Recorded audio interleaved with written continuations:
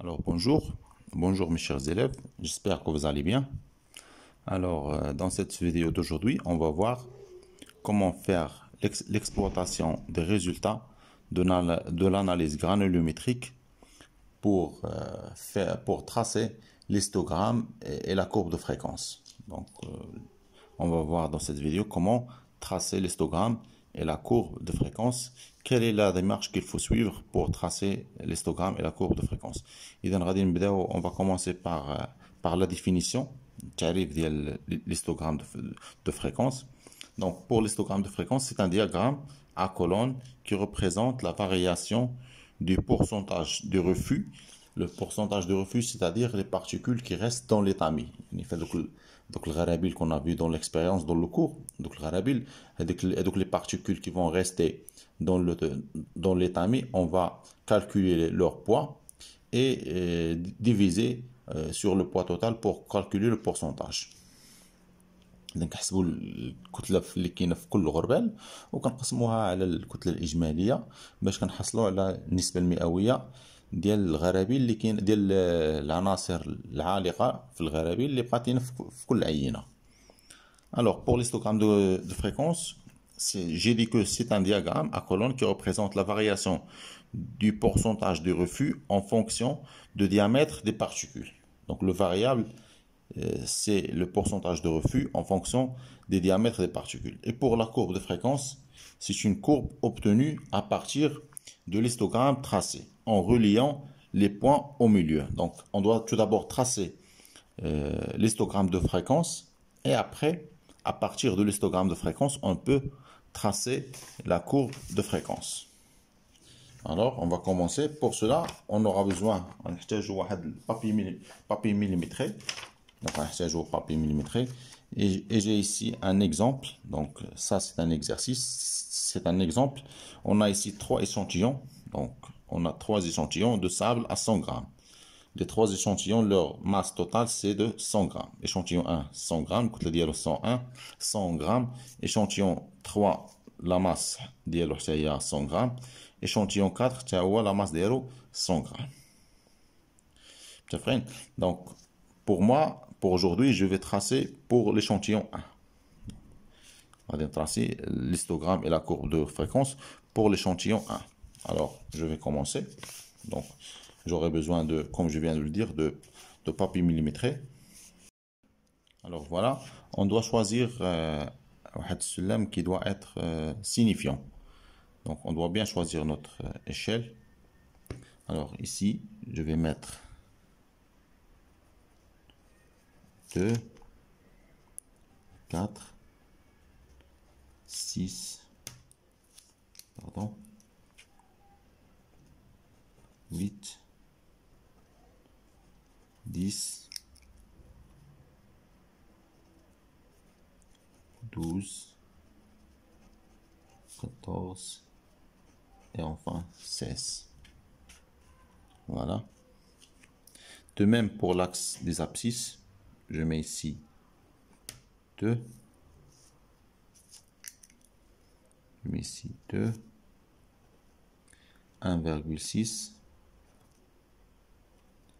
1,25, voilà, 1, 0,8, 0,63, 0,5, 0,4, 0,4, 0,31,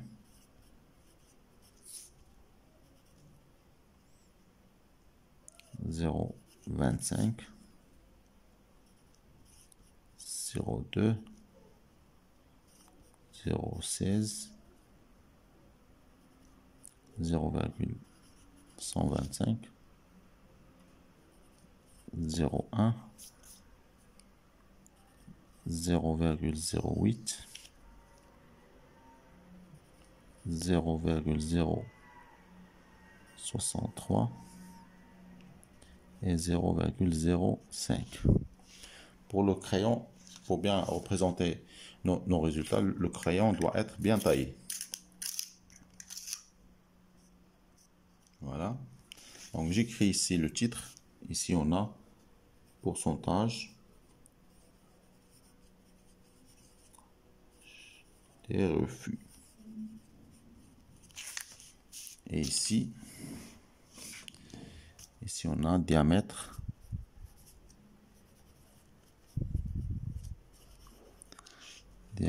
des particules. Diamètre des particules. Alors, on va commencer. Bon, on va commencer en utilisant le tableau. Alors, pour 2, on a 0. Donc ici, on va rien faire. Pour 2, entre 2 et 1,6, il y a fait de l'intervalle de 2 à 1,6. Dans fait de l'intervalle. Dans cet intervalle, on a 4. Donc 4, c'est ici. Donc je vais tracer ici 4.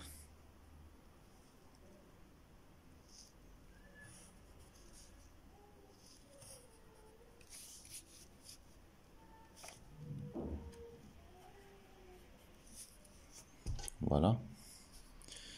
Entre 1,6 et 1,25, on a 9,3. 9,3. Alors, ici, c'est 8, 9, 9,3, c'est un peu ici. Donc, je trace.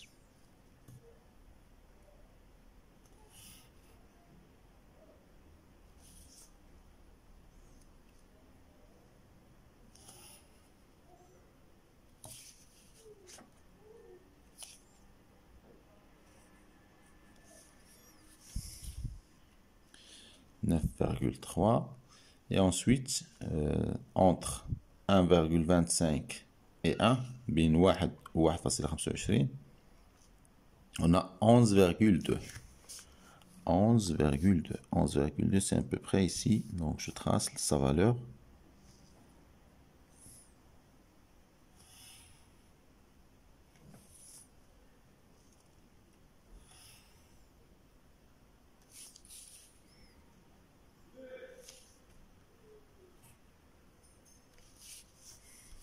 Voilà. Entre 1 et 0,8, بين 1 و 0,8, on a 5. Donc ici, je vais tracer 5.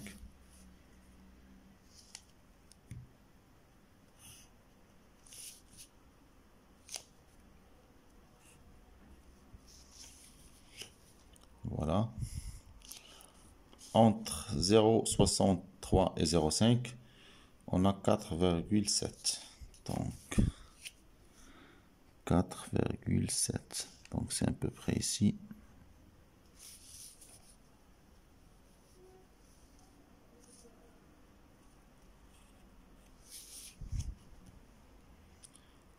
La suite, c'est 8. Après, on a 8.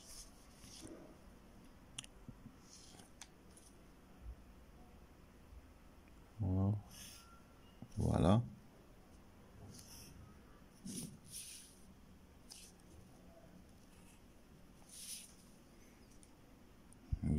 Et ensuite, j'ai 9,3. C'est entre 0,5 et 0,4. Voilà, entre 0,5 et 0,4, 9,3.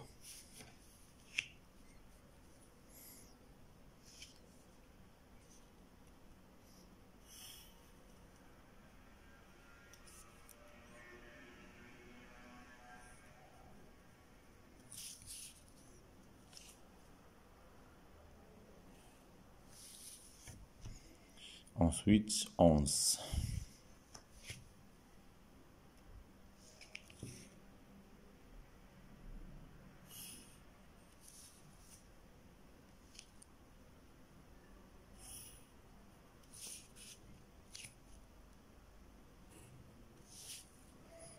Onze, 14 et 10. Donc, je trace 14.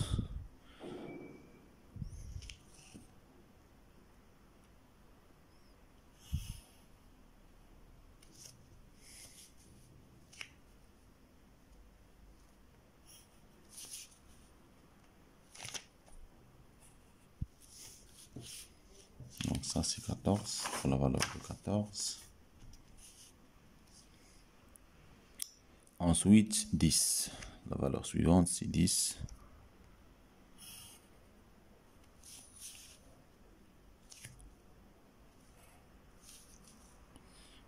Après 7 et 4,5. Donc je trace 7.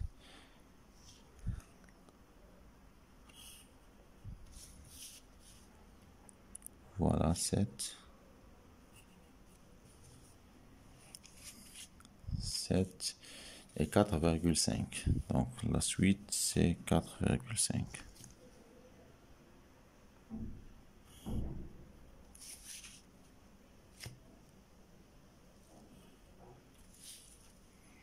Et après 1,5 et 0,5. 1,5. Alors, voilà ce que j'obtiens à la fin. Donc, voilà mon histogramme. Donc,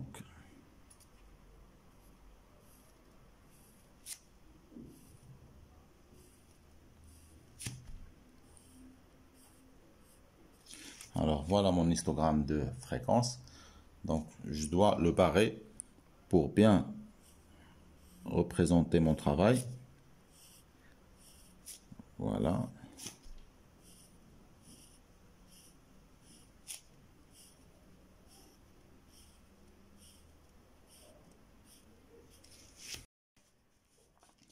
Et voilà mes chers élèves, voilà notre histogramme de fréquence. On a fini. Maintenant, on doit tracer la courbe de fréquence. Mais avant ça, je dois le signaler par une flèche. Donc on déroule la flèche ici. Voilà comme ça. Voilà, ça c'est un histogramme. Histogramme de fréquence. Maintenant, je dois tracer la courbe de fréquence. Pour tracer la courbe de fréquence, on a les milieux de l'histogramme. Donc, je dois tracer ici un point, ici un point, ici un point, ici un point, ici un point. Voilà, voilà, voilà, voilà, voilà, voilà. Même les valeurs qui sont nulles, je dois tracer des points. Voilà. Alors, je trace maintenant ma courbe.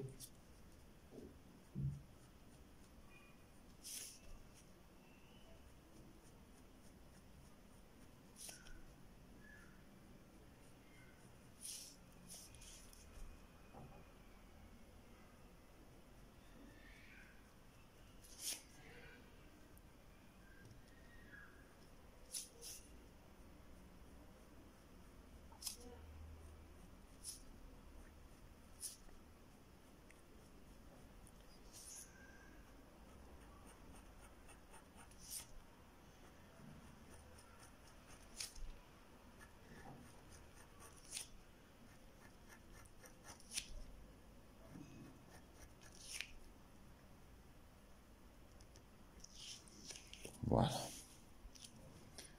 Voilà, ça c'est la courbe de fréquence.